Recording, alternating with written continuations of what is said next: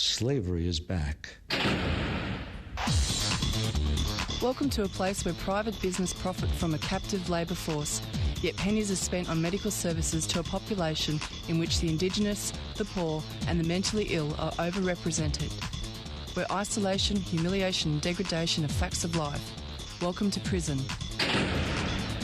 It depends who's telling the story, I suppose. The prisoners would have one view, the people who work in the prison system would have another, and I think it's up to people to decide where the truth is.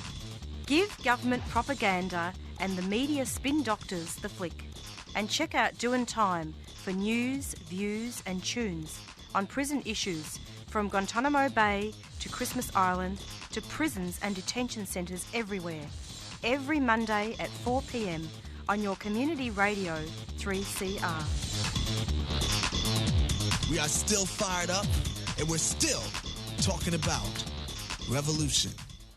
Hello and welcome to the Doin Time show. This is 3CR Community Radio, 855 AM on the dial, streaming live on www.3cr.org.au. It's approximately 4:01 and I'll be broadcasting a panel discussion, Principles and Frameworks for Accountability. And this was organised by Undercurrents Victoria, who were doing a workshop series. The event happened on the 30th of October 2017, and the panel discussion is entitled Principles and Frameworks for Accountability. And I won't say too much about it, I'll be very brief because there's going to be an intro before each speaker. The panel discussion will run over 2 Mondays, starting today, due to time constraints, and all speakers will be broadcasted. And as I said, each speaker will be introduced. Thank you very much to Iris from Queering the Air, who recorded and prepared this material.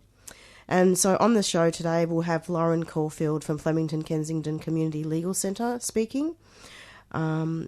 She's from the Police Accountability Project. Kira Voller, sister of Dylan Voller, who we've interviewed before, and also from Shutdown Youth Prisons. And myself, Marissa, speaking about the Doin Time show. The second half will air next Monday, the 13th of November. And on that program, there'll be Anthony Kelly, Executive Officer of Flemington Kensington Community Legal Centre, and also Ada Comroy, who has extensive experiences in the family violence sector and in facilitating men's behaviour change programs. And we'll also hear the speaker, Anthony Likas, as well next week, who is a counsellor and family violence practitioner at the Victorian AIDS Council. It's approximately 4:03, so we'll start off with this broadcast and introduce and do Lauren Caulfield first, followed by Kira Voller, and then followed by myself at the end. Here we go. Hi everyone. Before we get started, we'd like to acknowledge that we're meeting today on stolen land. We acknowledge the Bunwurrung and Woiwurrung people of the Kulin Nation as the owners of this land, and we pay our respects to their elders past, present and emerging, and any First Nations, Aboriginal or Torres Strait Islander people present today. We also acknowledge that this land was invaded and that Aboriginal people have continuously resisted the occupation of their lands for over 200 years. This is the last of a series of facilitated conversations about abuse, support and accountability. Our aim is to create spaces to normalise these conversations. We want to be able to examine victim-blaming attitudes that perpetuate and enable abuse, and to encourage ourselves and each other to talk more about these issues within our friendships, families and communities. Sorry. This workshop series has come out of Undercurrent Community Education Project and the Transformative Justice Network. Undercurrent Community Education Project is a non-profit, self-funded organisation. We do workshops in high schools, TAFEs, universities, services and with community groups about relationships, sex education, sexuality, gender, family violence, sexual assault and support, with a focus on developing skills and conversations to challenge myths about violence, and also to support each other better and ultimately prevent violence occurring and create different ways of dealing with it in our communities. And the Transformative Justice Network is a newly formed network that is aimed at sharing skills, supporting each other, and creating links between different collectives and people who are working on transformative justice, community accountability projects, particularly around Melbourne, but also around Australia. If you are interested after the workshop in any more information or getting connected with any of those organisations, there are sign-up sheets outside. And there's also a lot of resources that have been available throughout the whole workshop series on the table outside, so including information about support services, support skills, and also like frameworks for understanding the drivers of violence outside of a specifically gendered violence framework. So the first speaker today is Lauren Caulfield. Lauren is a community organiser whose work focuses on interpersonal and state-sanctioned gender violence, community-based responses to violence, and the nexus of racialised and gendered violence. Lauren currently works on the Police Accountability Project at Flemington Kensington Community Legal Centre and with the Abolitionist and Transformative Justice Centre. She'll be talking about community-based frameworks for violence prevention, intervention, survivor support and accountability, with a particular focus on supporting survivors of family violence and sexual assault. Come closer. Thanks very much for inviting me to be part of the panel this evening. I'm really excited to be here. By excited, I mean I've just started crapping myself a little bit. So I wanted to add to the acknowledgement of traditional owners and country by also acknowledging the survivors of communities who worked to build this work over a really huge period of time, especially First Nations and QTPOC communities internationally. So I'm speaking about community accountability and community-based responses to gendered and intimate partner violence tonight. And as something of a kind of an introductory caveat, I wanted to say that I'm also a little bit wary of the framing of community accountability responses, or at least those that I'm kind of involved with, as an alternative to the prison industrial complex or as an alternative to police and prisons, because I think this assumes an established capacity to respond when in reality situations can often be quite humbling.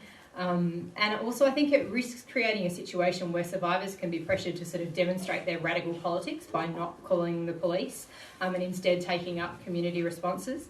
And also that it potentially risks building the false idea that we can eliminate the harms of the prison industrial complex through community-based interventions to violence alone. And of course we can't do that.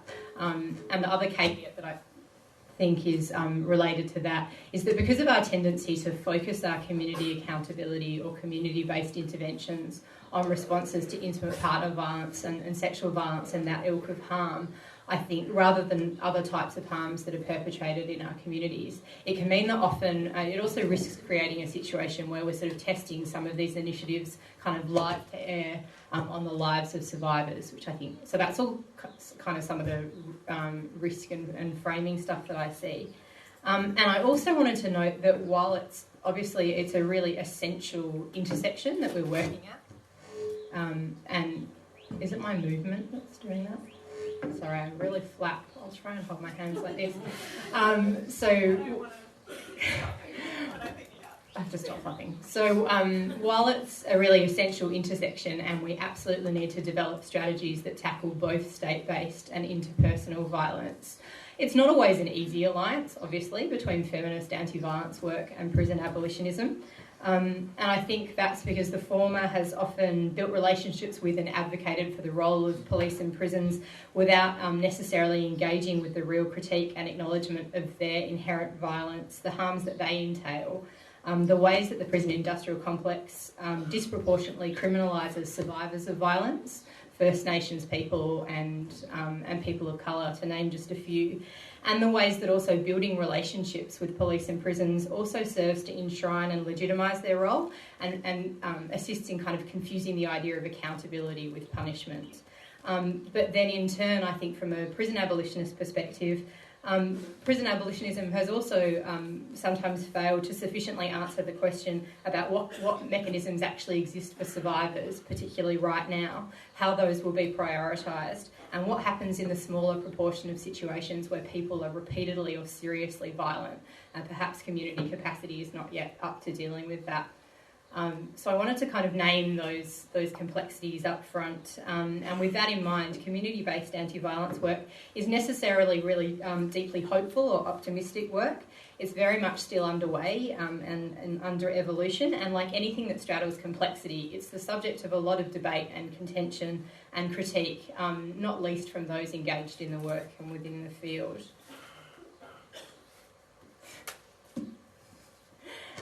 So there's limited time tonight. I'm going to try and jam it into 20 minutes. But I was asked to talk about principles and frameworks. So my plan was to talk about some of those frameworks and principles, so a bit of the theory, but in a nutshell, to talk about some local examples and then to touch on a couple of challenges and directions in the work locally. So up here is some information that's taken from Insight, Feminists of Colour Against Violence, who were one of the groups of people who coined the term community accountability, that talks about community accountability as a community-based strategy rather than a police or prisons-based strategy to tackle violence. So it's essentially how we work to address violence within our communities rather than assuming that this is the work of outside experts. And it might be difficult to read, but in the kind of petals of the flower are a number of principles. So community accountability is a process in which a community, whether that's a group of friends, a family, a workplace, a neighbourhood, a music scene, a campaign collective, work together to do the following things.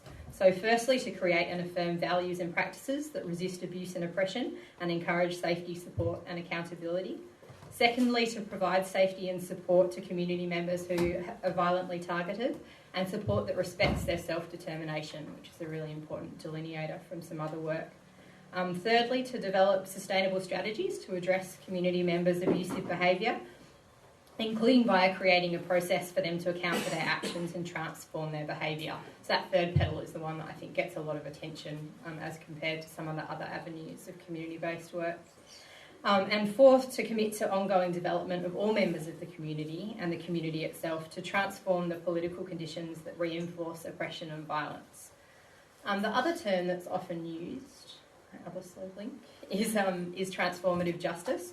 So transformative justice is a liberatory approach to violence which seeks safety and accountability without relying on alienation, punishment or state or systemic violence. So it's trying to delineate both from the tactics of the prison industrial complex as well as the agencies themselves, including incarceration or policing. And the three core principles appear on the slide. So individual justice and, sorry, I've lost my page. Individual justice and collective liberation are equally important, mutually supportive and fundamentally intertwined. So the one can't be achieved without the other. Secondly, that the conditions that allow violence to occur must be transformed in order to achieve justice in individual instances of violence. And thirdly, that state and systemic responses to violence, including the criminal legal system and child welfare agencies, not only fail to advance individual and collective justice, but also condone and perpetuate cycles of violence. So transformative justice seeks to provide people who experience violence with immediate safety and long-term healing and reparations, while holding people who commit violence accountable within and by their communities. Another couple of quick sort of terminology or theory aspects are that sometimes there's not much distinction drawn between transformative justice and restorative justice, and there's a couple of really crucial distinctions, one of which is that transformative justice absolutely is explicitly decoupled from the criminal legal system in a way that restorative justice often isn't, and also the way that restorative justice seeks to restore the pre-harm conditions. Transformative justice seeks to go a step further and to say, well, the conditions that were in place when the harm occurred weren't good enough and they actually warrant transformation as well. So they're beautiful and powerful concepts. They're also potentially sometimes quite aspirational. You know, transforming all of the conditions that led to harm is like no big deal, right? Like we're all over it. And the other thing to note is that I think that, especially when we consider the kind of the flower of community accountability work, that it, similar to a lot of agency-based work, covers the full continuum from violence prevention to intervention and crisis response, survivor support and perpetrator accountability. I think there's often a tendency to think of community accountability as solely the work around perpetrator accountability, so facilitated processes with people who used violence or caused harm. And of course, it's not an either-or choice between survivor support and accountability either. So survivor-centric ethics are absolutely key to community accountability work. And the other kind of principle that I wanted to draw out of that is the idea of individual versus collective accountability. So a whole lot of kind of traditional anti-violence work, including a lot of work that comes out of an agency space, tends to view the idea of accountability as the job of the person who's committed the harm. So that's the person who is the one to be accountable for violence. Whereas community accountability also sees that communities must collectively take responsibility for harm by becoming more knowledgeable and skillful and willing to intervene when violence or harm occurs, and to support the conditions that prevent it from occurring. And I think when we see accountability as a collective skill rather than an individual skill, we look at it entirely differently. Facilitated processes then become just one tactic to respond to harm. And if we assume that accountability is only related to the perpetrator, it leads to us being in a situation where we're like, if that person doesn't acknowledge the harm, there's nothing that we can do, whereas actually there's often an enormous amount that we can do, even if that person is refusing to acknowledge harm. I wanted to quickly scan for some examples. There's probably heaps of different examples that people have in the room of community accountability work that happens locally, but I wanted to note community-based violence prevention work and trainings like this. Thanks, Undercurrent.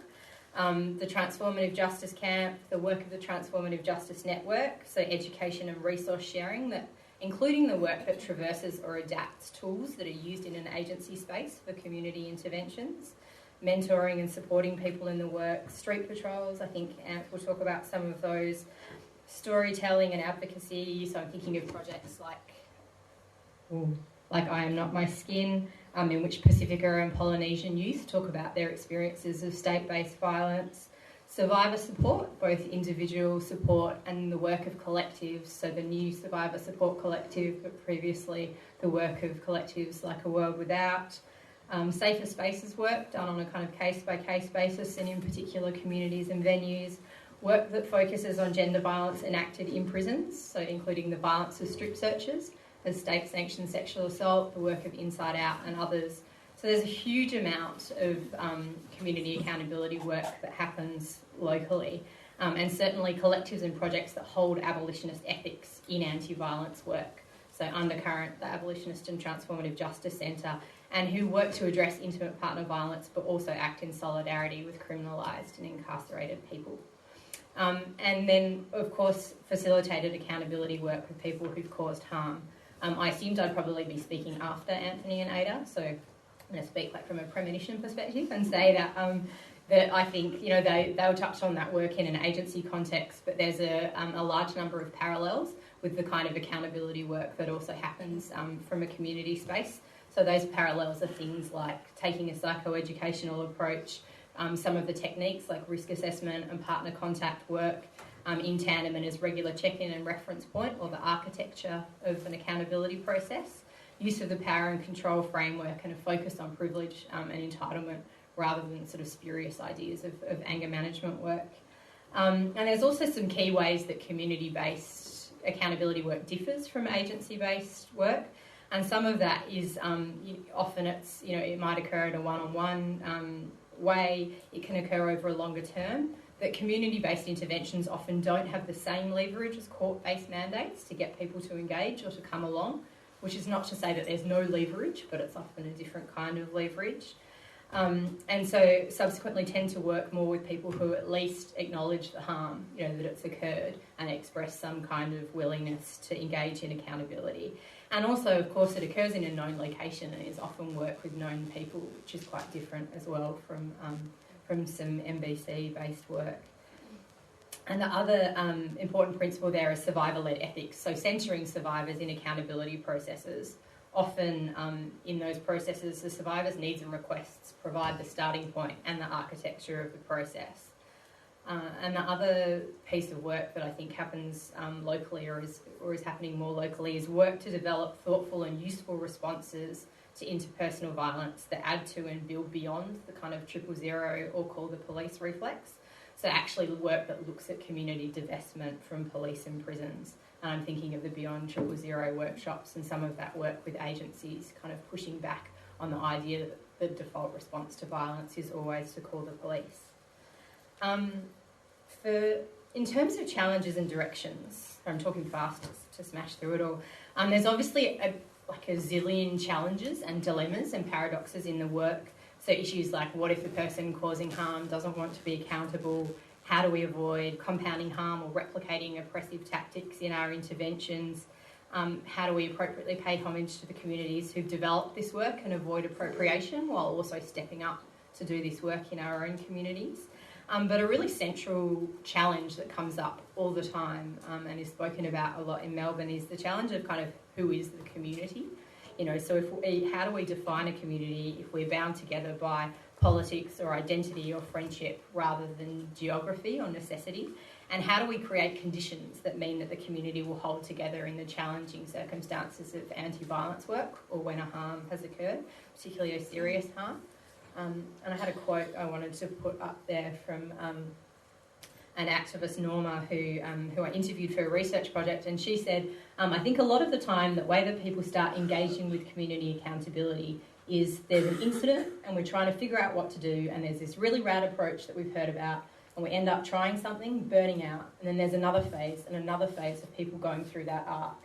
And I remember a few years ago someone saying, what would it be like if we knew that there was going to be an incident of harm in our community in 3 to 5 years?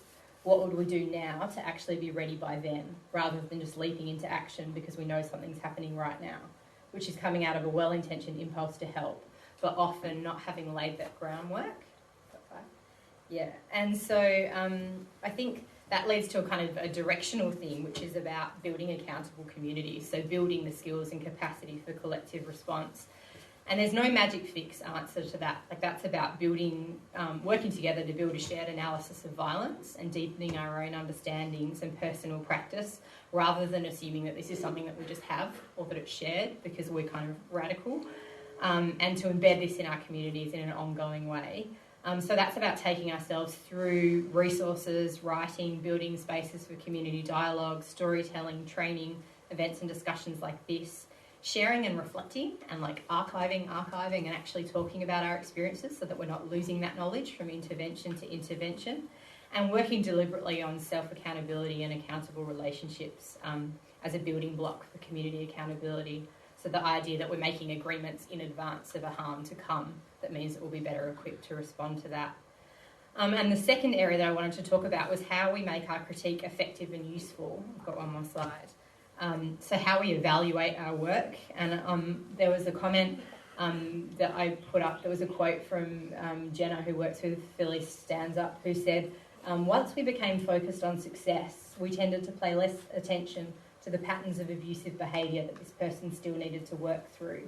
We found ourselves working in ways that we associate with the non-profit industrial complex, looking for easy, marketable victories with the goal of generating statistics and glossing over contradictions and inconsistencies that might call our work into question. So I think there's a whole lot in there, and I'm sure Ada and Anthony will probably talk about it a bit around men's behaviour change work. It's similarly complex work to evaluate. And the question that we often want to ask is, did it work? Did our intervention work? And I think when we do that, we tend to often evaluate ourselves against this kind of idea of an imagined or utopian experience where the survivor receives meaningful support, the person who's being held accountable has been through a transformative process, the ripple effects have gone through the community and we've enacted transformation. But the reality is so much more complex. So often we're better off, I think, comparing ourselves to the other alternatives that do exist, the work of agencies and police and prisons, which are often themselves desperately flawed. So the work is nuanced and it's difficult to capture, and much of the same challenges face us in evaluating community accountability as face behaviour change programs. How do we capture experiential information rather than just statistics to accurately examine work? And so as an example, if substantial behavioural change isn't achieved, but the intervention means that the survivor is able to access safety or to leave the relationship safely. Was it a success? Some of those kinds of questions of complexity. And so it doesn't mean that we don't need to monitor our work, but it's a question of what for. It's not the same as a non-profit model that we're not evaluating for funding, we're evaluating for effectiveness and to improve and to do good work in the world. So what's useful then is the yardstick, centering survivors in our work, in our reflections on it, having articulated principles and ethics, being structured, consistent and systematic about risk assessment and safety planning to guide the objectives for our interventions, and structuring projects for confidential feedback and taking a harm reduction perspective where at the very least we aim to prevent the harm. We hope to mitigate the impact of the harm that's occurred and to prevent it from happening again. And so I was just going to conclude in my last minute or so and say why, given all of the complexity, like the call to action, why would we do community accountability work? And I think, well, essentially because we need to, because we live in the container of white supremacist, capitalist, sexist, heteropatriarchy, and it really rolls off the tongue. And it's so intimate partner, gendered and sexual violence is rife and right through our communities, and it demands a response from every angle, because we know that people most often turn to family, friends and community when they experience violence. And because when we experience violence, we often choose to or need to remain in our relationships or shared communities. And in turn, those locations, family and communities where the violence occurs, often have the most nuanced and close-up view of it and the strongest investment in the safety of the people involved. And so that's a really unique position to envisage creative responses. And because for many reasons, often people don't want to contact the police or interact with the criminal legal system, or these are not the most fitting options or sites of safety, and insisting that they are or forcing that on people is deeply problematic.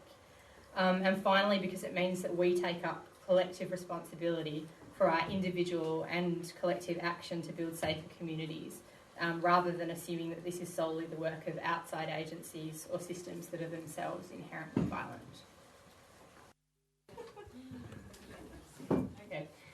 Kira Vola is a proud Wirangu woman and musician. She lives in Mbantua, raising her young family and works advocating for young people and the abolition of youth prisons. She works alongside grandmothers who are traditional owners in Central Australia, advocating for Aboriginal-led alternatives to prison. She is coming to us from Shut Youth Prisons Mbantua. Kira will discuss alternatives to incarceration for young people and culturally appropriate responses for Indigenous youth, including taking young people out to homelands. Hi. I'm Kira Vola. I'm a Wirangu woman from down south. I live in Alice Springs in Bantua. And I've been,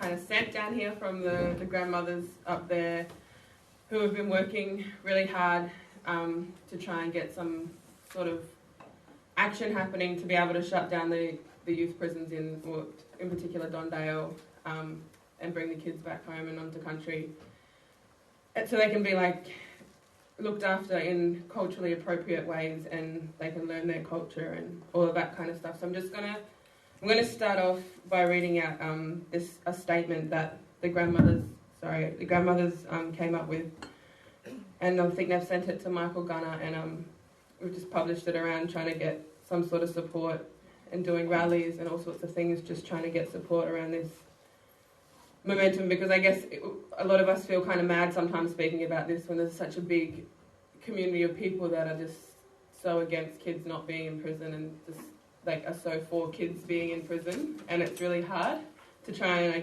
get your voice heard. And so I feel another thing I just wanted to say as well, this is my first time speaking since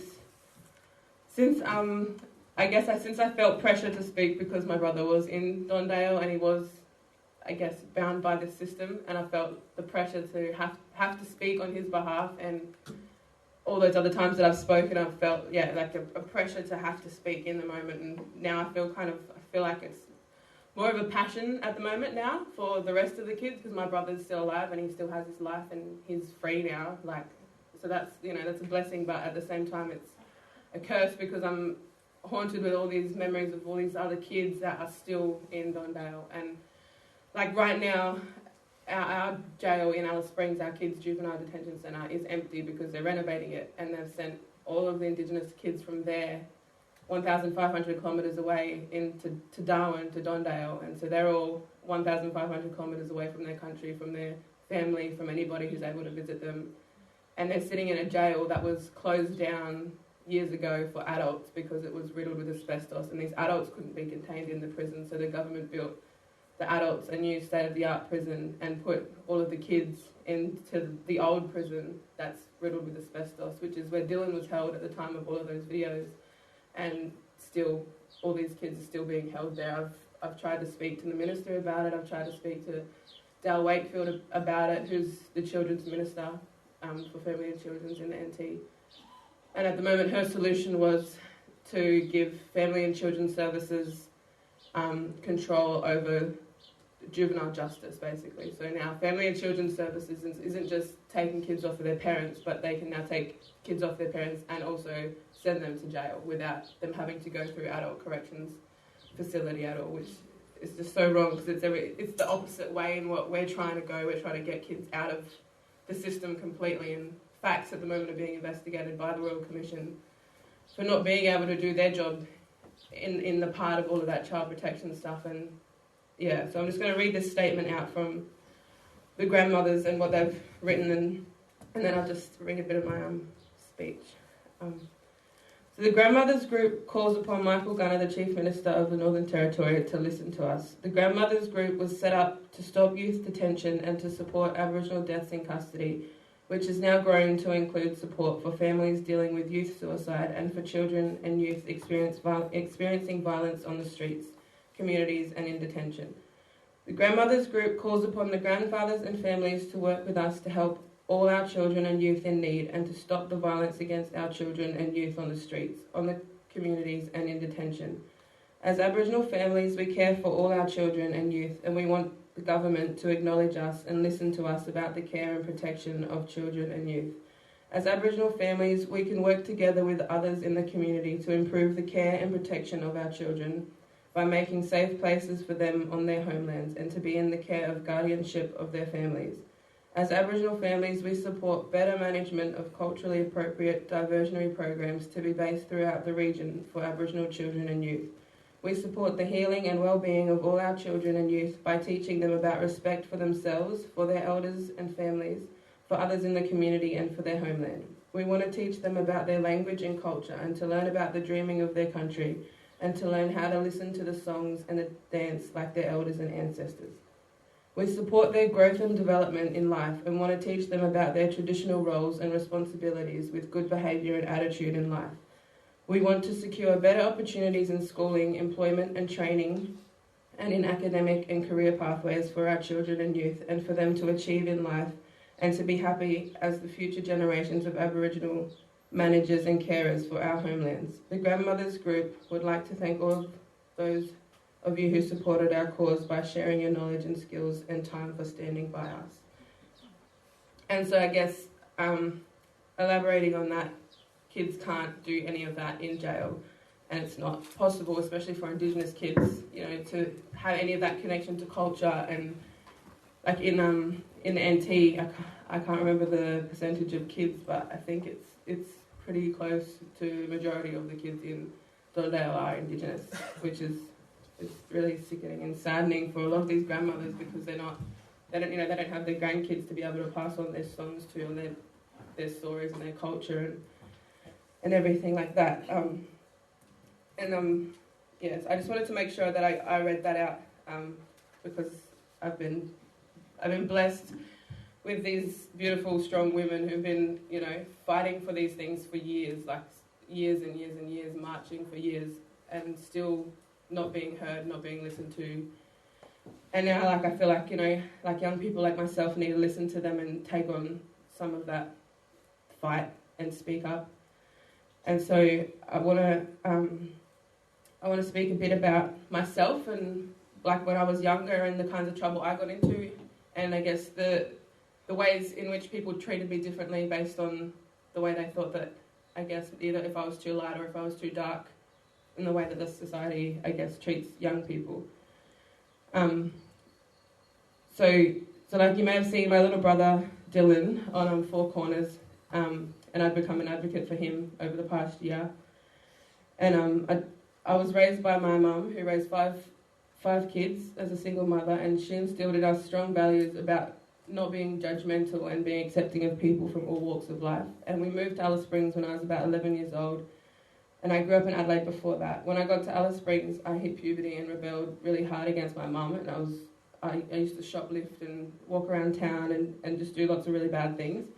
And there were times when shoplifting, it was just fun, you know, it was just to see what you could get, if you could get away with it, which I got away with it a lot, and I feel like it was because of my light skin, because there'd be times when I'd go into town with friends who were darker than me or family, and they would know to wait outside the shop because I'd be able to get in the shop and steal something a lot easier than they would if they'd come in with me, you know. And so it was just a mindset that no young person should even have to, you know. They shouldn't have to think, you know, I'm going to be judged when I walk into this shop. And there were different managers and different shopkeepers in town who would treat me differently. Like, so there would be shopkeepers who would just say, give me a trespass notice and ban me completely, and then it would make me be like, kind of like a FU type of attitude, because there's no platform for me to be able to learn anything as a young person, or for them to be able to teach me anything. And so to be just banned or barred or told that I'm not allowed to enter somewhere, it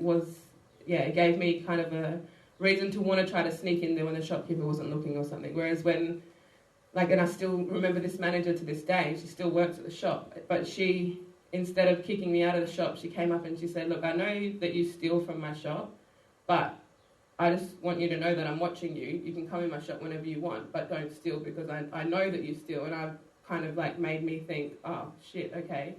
And then I stopped, and I really like cut back on, I'd go in there, but it just made me question, like, why would you give somebody that much room to break your trust, and then, you know, they could break, which I didn't, because she'd given me that trust. And that's kind of where I'm getting to, is with kids, you've got to give them trust. Whereas if we're locking kids up from a young age for stealing, for, you know, breaking, like one of Dylan's earliest charges was property damage, because he couldn't see mum one day in a fax meeting, and so he smashed the fax window building, and he got charged with property damage at 11 years old.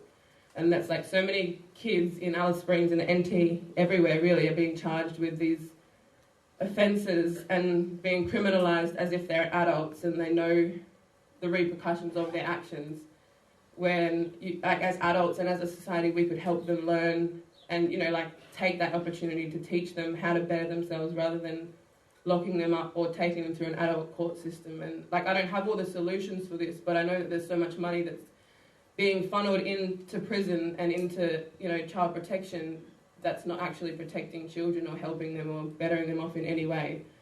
And if all that money was redirected into these grandmothers, you know, and their homelands that they have available, ready to better off kids and give them, you know, positive reinforcement and, you know, achievable goals, because you can't really achieve anything in jail. Like, that's the last resort to me, I think, is jail. And I speak on behalf of youth prisons, because I haven't even, like I said, you know, this is my first time speaking as this type of a passion on this topic, and I just, it's just really, it hits close to home. Like, there's young people in jail, and I just feel like they none of them deserve to be there, regardless of what they've done. Like, I feel like there's so many adults and, you know, government and support networks and money that could be redirected and funneled into, positive things for these kids that ultimately could change the rest of their lives, rather than making them feel like criminals for the rest of their life.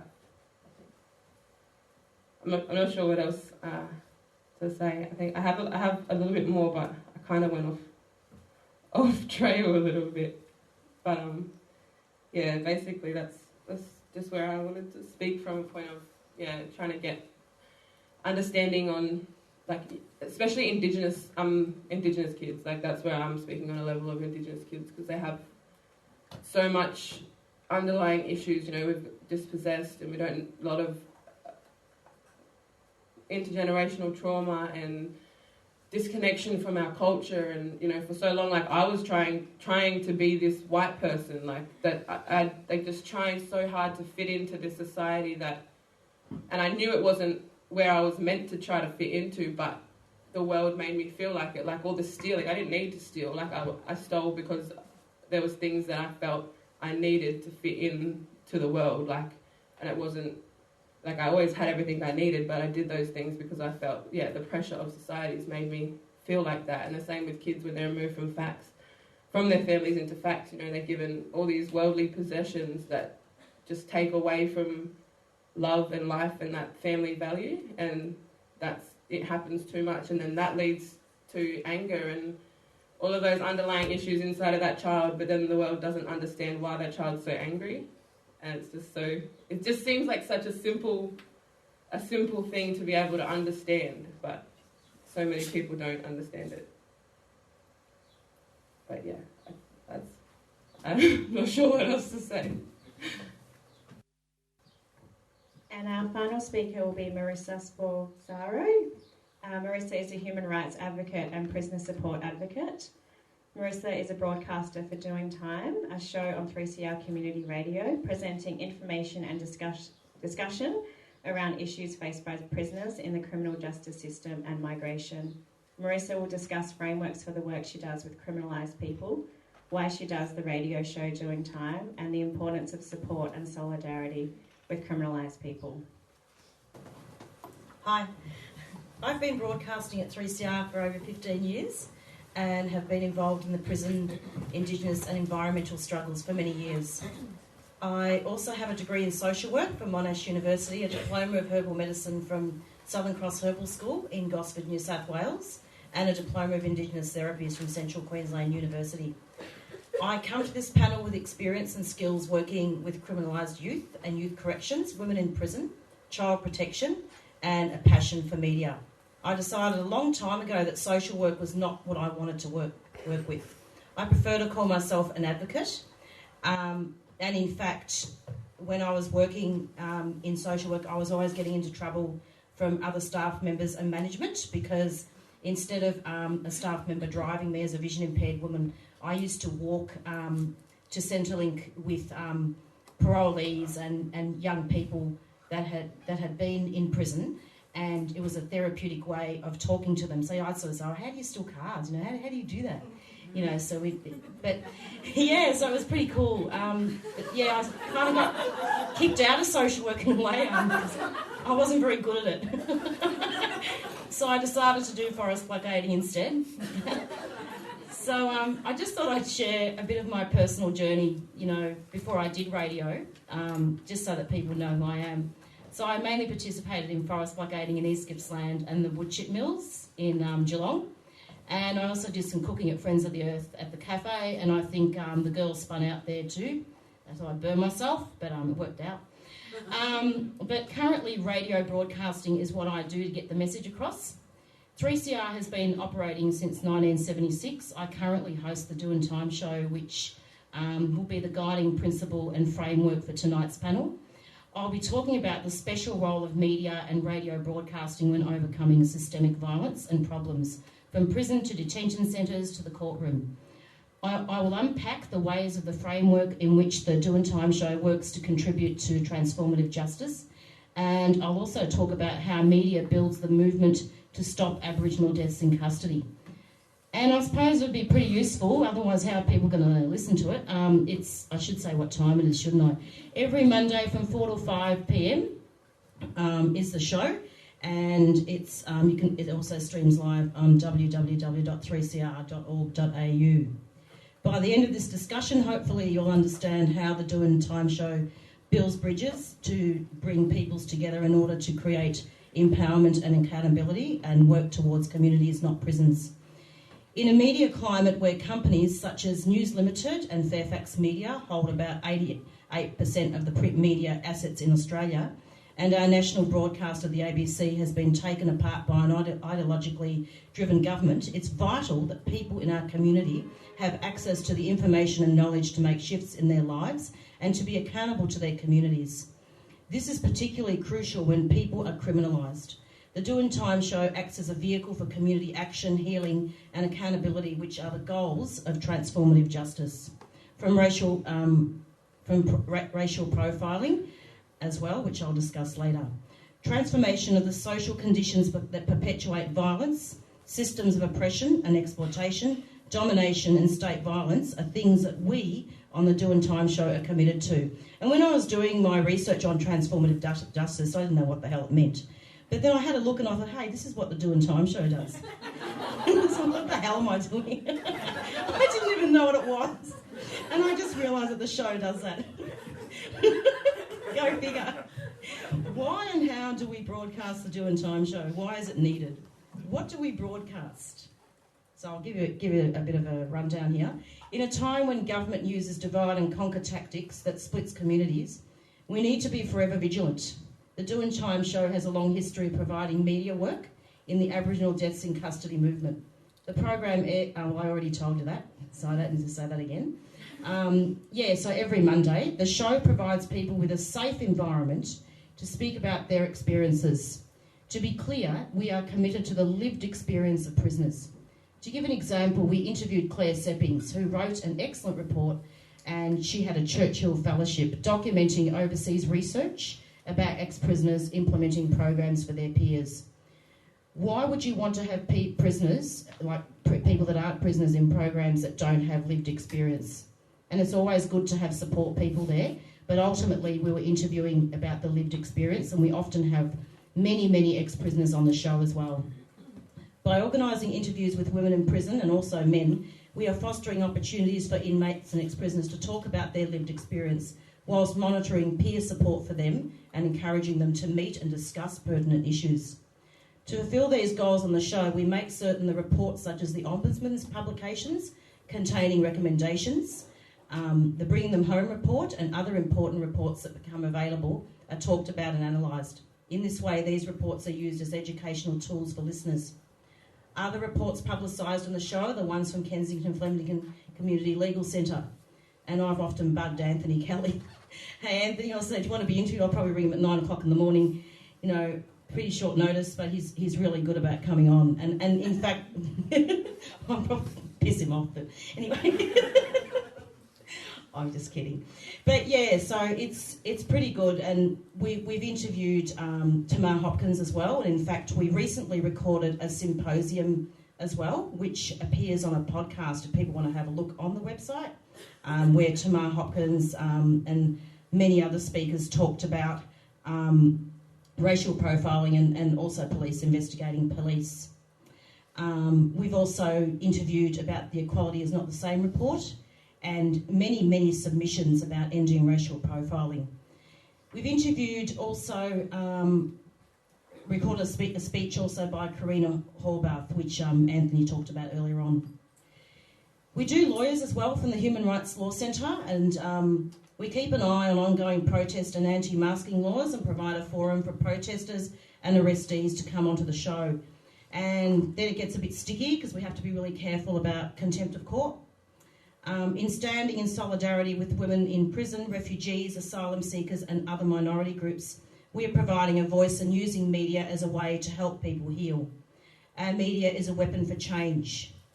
And, you know, I have some people say to me, well, why do you watch the news? And I say, well, look, I watch the news because I like to use the mainstream media as a weapon. Should I say weapon? Yeah, but you know what I mean. As a weapon to actually talk about alternatives to alternative media.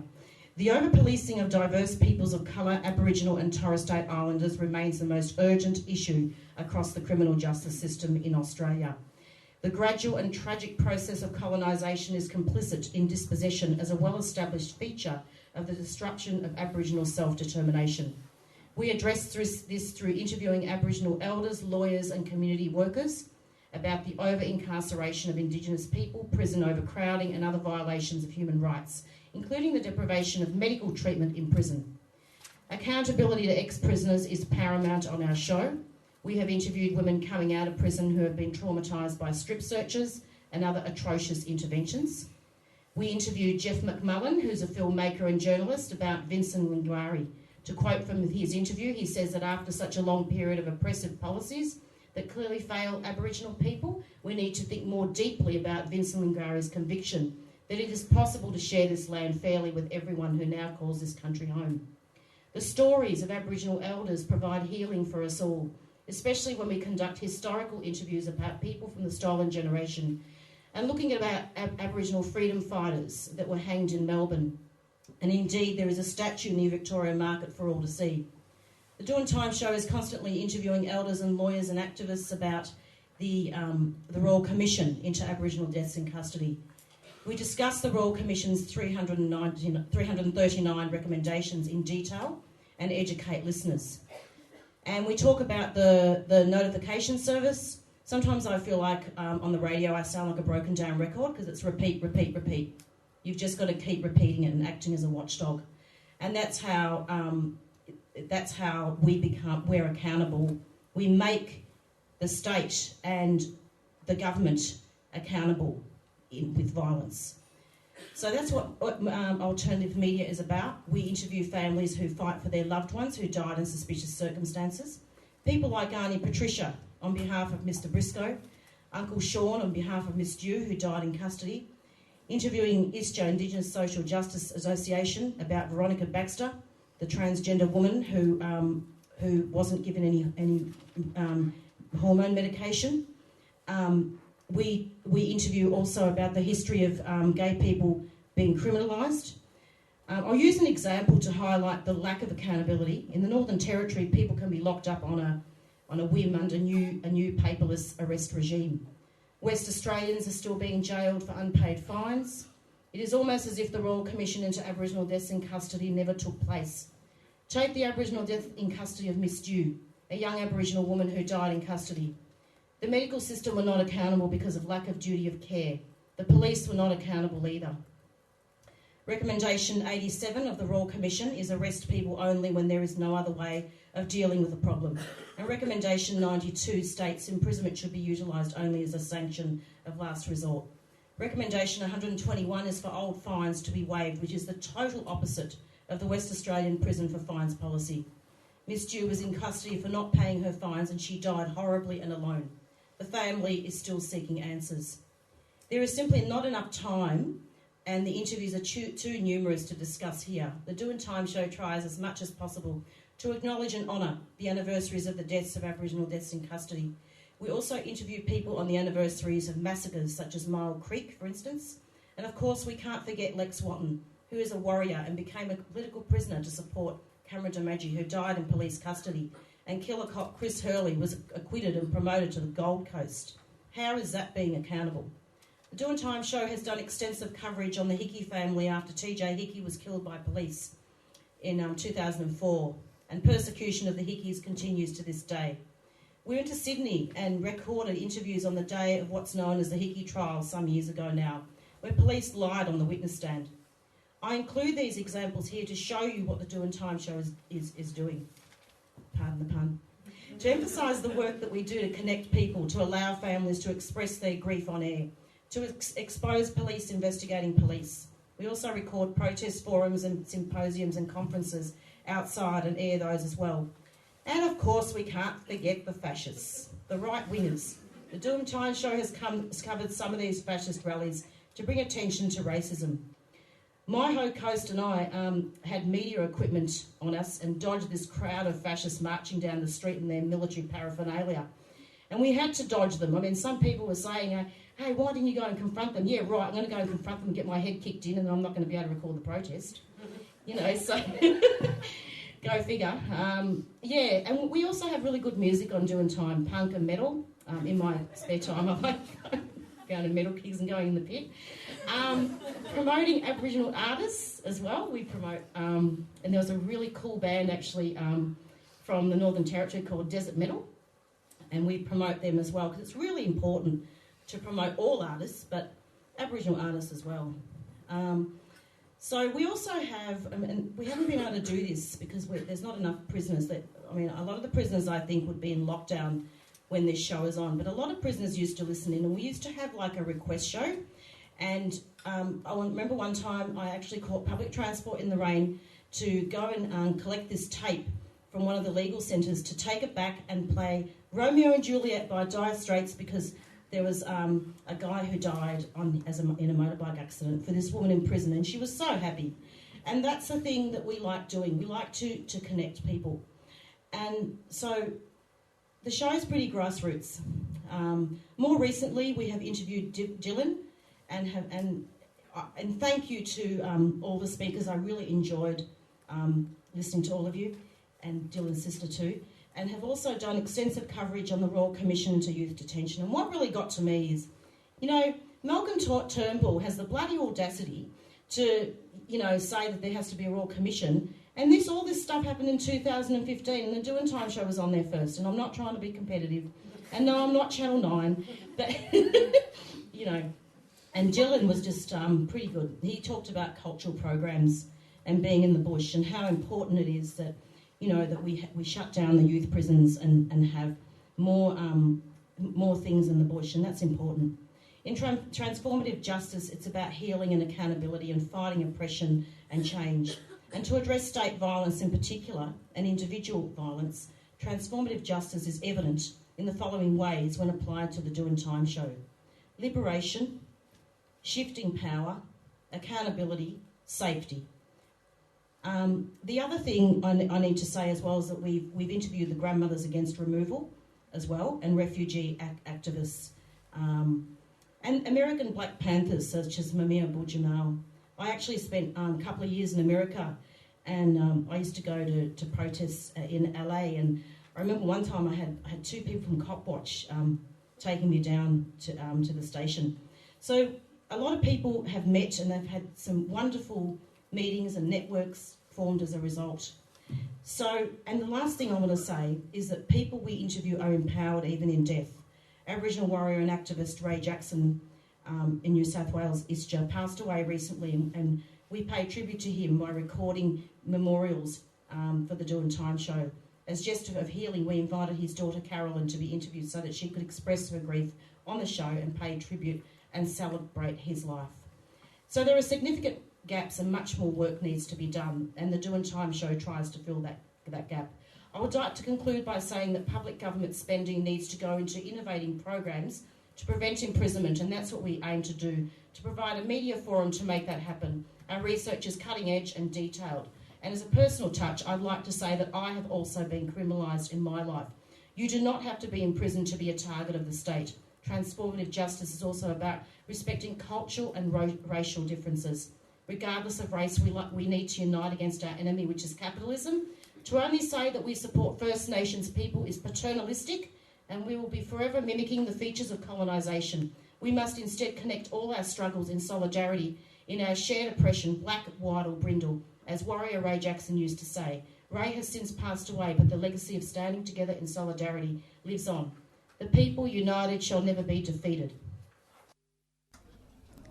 And that was, you were listening to a panel discussion organised by Undercurrents. Apologies that we weren't able to put the speakers in order due to time constraints, but we will be airing the rest of the speakers next Monday, which would be the 13th of November.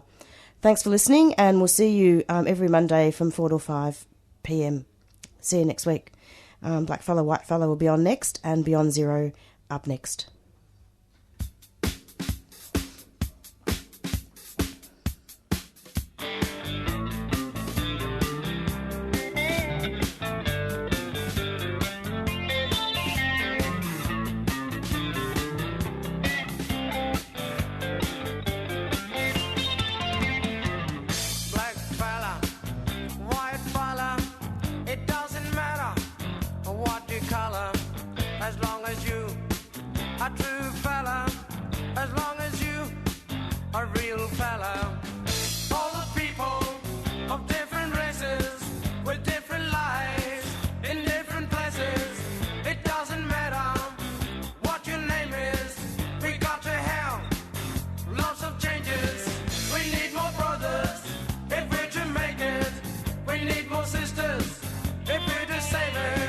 Are you the one who's gonna stand?